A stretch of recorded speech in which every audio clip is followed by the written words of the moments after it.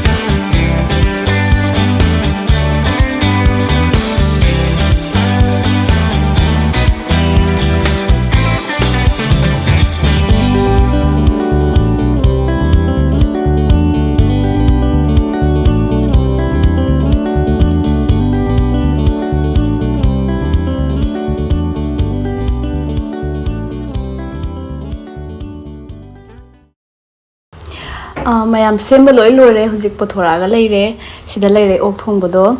adegi champut khra phule e adegi salad khra yaure ado edi smaina bujia gumba khra chabse amna chak yam changni foko adi khra hape e adugo season ne umuroka maji sing ne chanam ne toraga semba achar ne boko ado sije ai handa yum thok pada khoi naupi ai cousin sister hai tare ngan bi kawe mane ngam taraga di si umo achar se am hawe khoi dan ji am pame du gi aina ngasi di singju tawdre bako mai joina charge na ko si ko bisna khra kot ken tawbune adaga stage leire khoi gi champut ma hi ai gi favorite du di chab horsi me aham bagi bite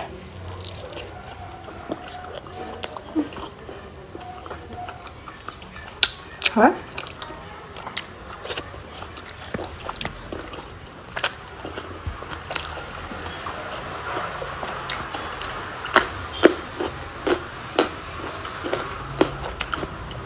mai aina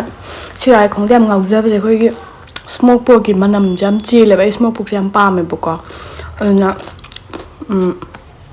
sirai khongja hek aina haina gi banu mi ta gi ngasi ba wa smoke pork chadri adum pork ka sirai khongga thongba adum chaninga crave tarok leiba do ko do ngasi di video hena makpane idam da gi khwai den pakna ba ki jar se pen da ba ok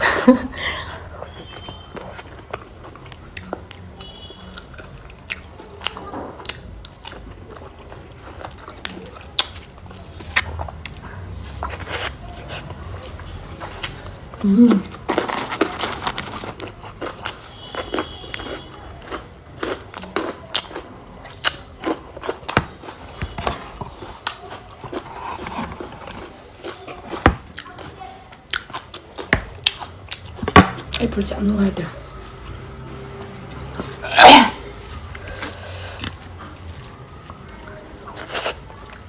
kai kwam no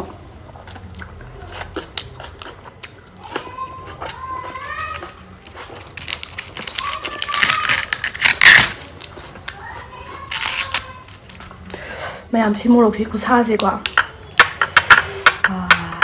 sa dun siya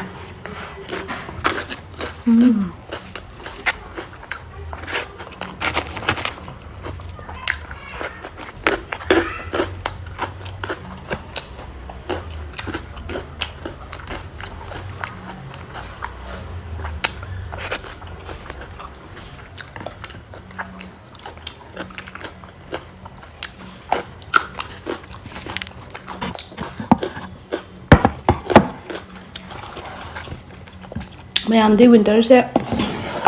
ꯀꯔꯤ ꯌꯦꯟꯁꯥꯡꯅ ꯏꯍꯥꯎ ꯍꯥꯎꯕꯤꯒꯦ ꯑꯩ comment ꯍꯥꯏꯕꯤꯔꯝꯃꯣ ꯑꯗꯣ ꯑꯩꯅ ꯍꯟꯗꯛ ꯑꯩꯁꯦ ꯚꯤꯗꯤꯑꯣꯁꯦ ꯅꯝꯗꯕꯁꯦ ꯌꯥꯝ ꯀꯨꯏꯔꯦꯕꯀꯣ almost around ꯑꯗꯨꯝ ꯑꯩꯅ ꯈꯟꯕꯗ 5-6 monthsꯃꯨꯛ ꯁꯨꯔꯝꯃꯗꯧ ꯃꯥꯜꯂꯦ ꯌꯥꯝ ꯀꯨꯏꯅ ꯂꯦꯞꯄꯨꯔꯦ ꯑꯩꯁꯨ ꯑꯗꯨꯝ ꯌꯥꯝ ꯅꯨꯡꯉꯥꯏꯇꯦꯕꯀꯣ ꯚꯤꯗꯤꯑꯣ ꯂꯦꯞꯈꯤꯕꯁꯦ ꯑꯗꯣ ꯍꯟꯗꯛ ꯑꯩꯅ ꯃꯅꯤꯄꯨꯔ ꯊꯣꯛꯄ ꯀꯥꯟꯗ ꯁꯨꯝ ꯑꯩꯒꯤ ꯁꯨꯝ ꯂꯝꯕꯤꯗꯒ ꯗꯨꯀꯥꯟꯗꯒ ꯄꯣꯠꯀ ꯂꯩꯕꯗꯀꯣ ꯏꯅꯦ ꯏꯆꯦ ꯃꯌꯥꯝꯅ ꯅꯪꯁꯦ ꯃꯨꯛꯕꯥꯡ ꯇꯧꯕꯗꯣ ꯅꯠꯇ꯭ꯔꯥ ꯀꯥꯏꯅꯒ ꯅꯣꯇꯤꯁ ꯇꯧꯕꯤꯔꯛꯄꯗꯣꯀꯣ ꯑꯩꯁꯦ ꯌꯥꯝ ꯍꯔꯥꯎꯋꯦꯕ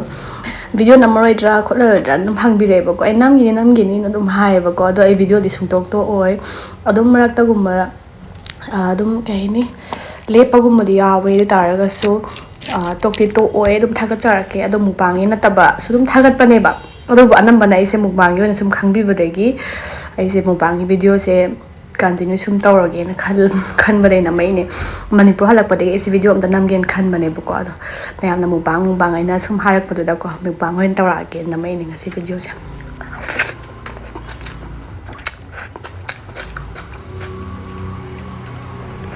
ꯃꯅꯤꯄꯨꯔ ꯊꯣꯛꯄꯗ ꯑꯩꯁꯦ ꯑꯗꯨꯝ ꯑꯩ ꯀꯦꯃꯦꯔꯥꯒꯨꯝꯕ ꯄꯨꯔ ꯆꯠꯂꯦꯕꯀꯣ ꯈꯨꯗꯥꯏ ꯏꯕꯥꯅꯤ ꯁꯨꯝ ꯀꯩꯅꯣꯒꯨꯝꯕ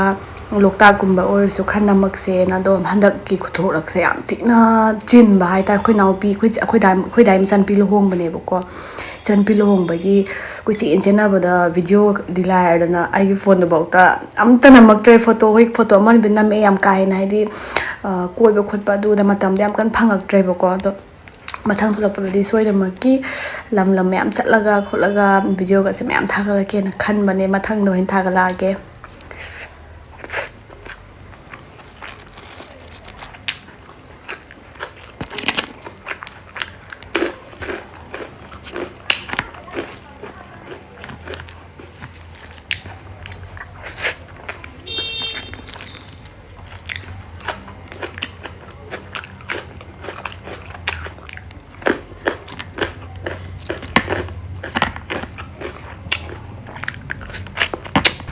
ꯌꯥꯝ ꯊꯤꯅ ꯍꯥꯎꯋꯦ ꯃꯌꯥꯝ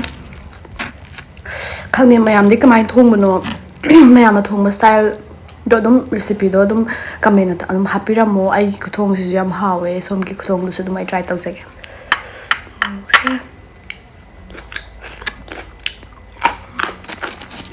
ꯆꯤꯡ ꯄꯥꯟꯕꯤ ꯇꯧꯋꯦꯕ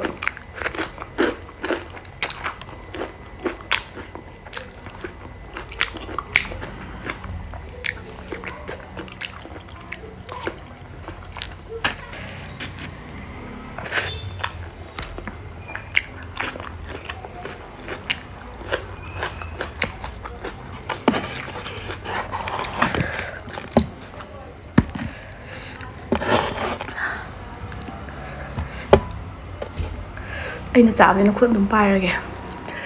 ꯑꯗꯨꯒ ꯆꯅꯝꯁꯦ ꯃꯄꯨꯝ ꯑꯃ ꯍꯥꯞꯄꯅꯤ ꯁꯨꯝ ꯈꯔ ꯆꯥꯒꯦ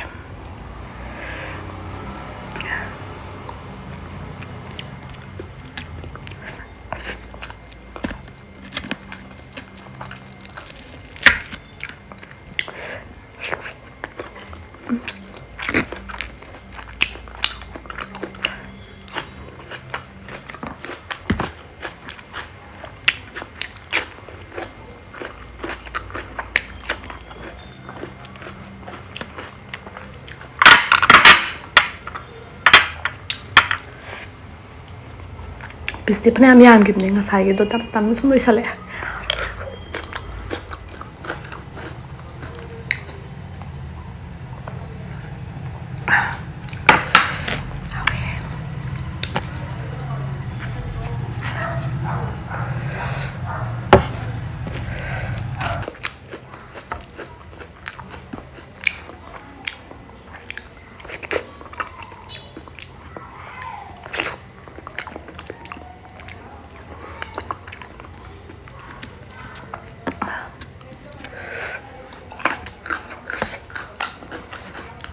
khá ngay khuẩn đúng bài cái anh sao bên đó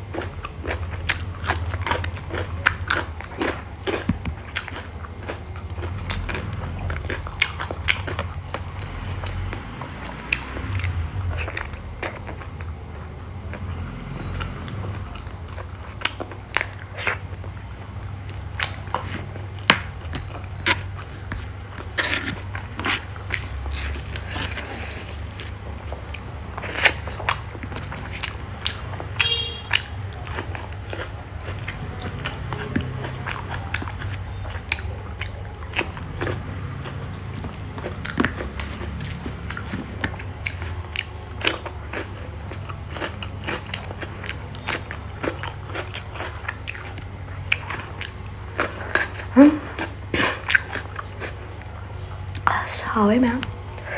lùi đâu đây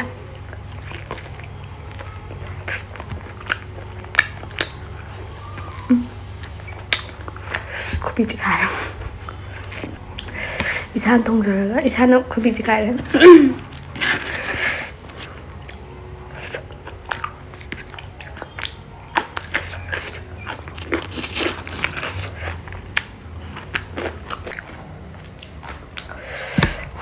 맘 정보주는 한 로이살라게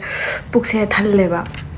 시무도 산다라가데 아이 ngasi numit 쪽 pamuk len khat le ne dan loisallaroi ge si cha do salage